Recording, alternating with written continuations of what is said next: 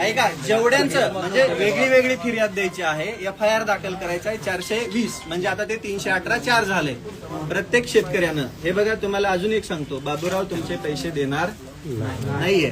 तुम्ही किती आज तुम्ही सावध नाही झाला, आज तुम्ही शांत बसलात तर ऊसाचे बिल भेटणं मुश्किल आहे.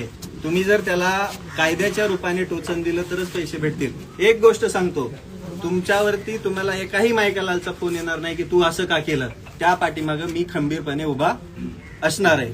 मी तुमच्या मार्फत बी हे निवेदन देतोय. मी स्वतः पण फिर्यादी आहे, पण तुम्हाला पण गुन्हे दाखल करावे लागतील, त्याशिवाय होणार नाही. साहेब गुन्हे दाखल करून घ्यायला तयार आहेत, कारण की आपल्या सगळ्यांचा दबाव आहे. मी गेल्यानंतर तुमचं कोणी आम्हाला लय मोठा 12 तारखेला जमा केली आता. आम्ही शेतकऱ्यांनी आता हजारांनी जमा केली. अजून राहिले 2000 केले अजून. सरकारी FRP किती आहे? FRP किती आहे? आता 3050 पहिला आता 2050 जाहीर केलं. मग 1800 द्यायचा काय संबंध आहे? हा नाही हा, अजून राहिलेले तेवढं हे केलं. मग पैसे तेवढेच राहिलेले आहेत, त्यापेक्षा जास्त राहिले. हा, कायद्यानुसार आपल्याला कारवाई करावी लागेल.